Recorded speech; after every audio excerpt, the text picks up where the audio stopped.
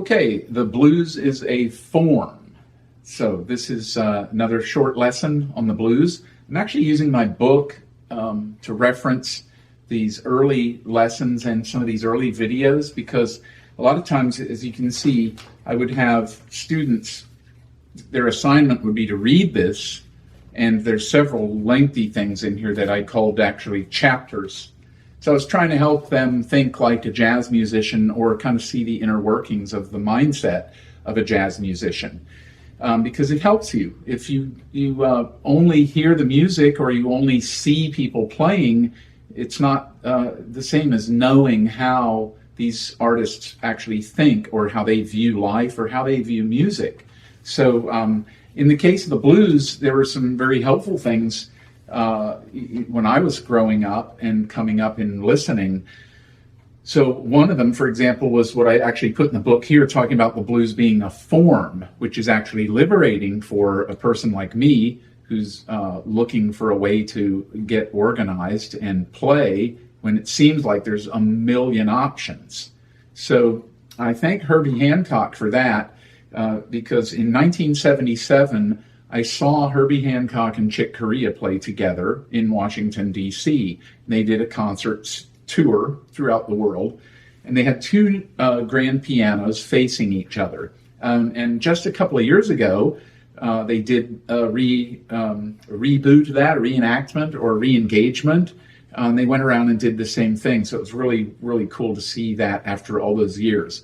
But my point is, in mentioning that, is that I originally put that in my first blues book for my students, was what I read in the program about Herbie Hancock. And he actually said that he learned to play classical music first. And so, to quote, he actually had a really hard time playing the blues, and he had to clinically learn how to play the kinds of phrases that make the blues sound and feel like a blues. So here's one of the greatest jazz pianists who we've ever had in this country, or any country. And he's saying that when he was learning, he had to actually study to learn how to play the blues. And if you know anything about Herbie Hancock, or you've seen even the least little bit of his career, it's almost impossible to imagine that he would have had trouble playing the blues. But he was classically trained and learned classical first. So the statement like this from people like Herbie, and even Bill Evans said the same thing, that he had a slow process learning things. And so it helped him to evolve eventually to something deeper. This can free you when you know things like this, because a lot of times you'll see people who just seem to get it like that. And maybe you're not one of those people. I was not one of those people.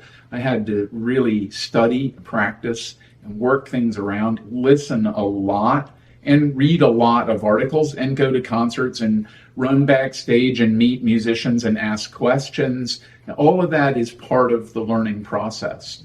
So when we talk about blues, Herbie was specific in saying that it's a 12-bar form.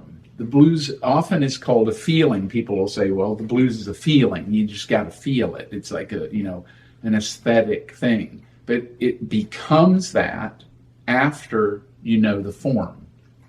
If you see the blues as a form, a set of chord changes that you can interpret and internalize, then you can start to go places with it in freedom. But before you can actually have any freedom, you have to have something to hold on to build on. And that's what the blues is for us. It's a form. Typically, 12-bar blues is the form, 12 measures. And so we're going to be exploring that to start with.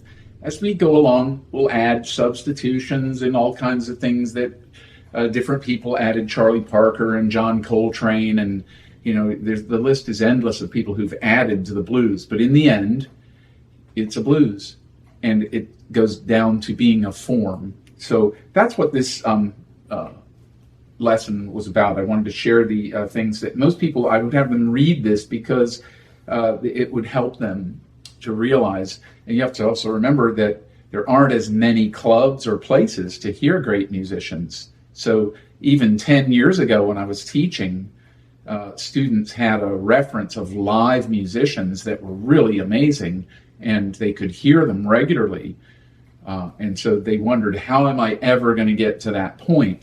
And this kind of thing is very helpful because it shows you can get there, but sometimes it's just simplifying things that seem mysterious and getting them down to their basic level. So that's where we're at today, and we're going to continue now with the form aspect of the blues.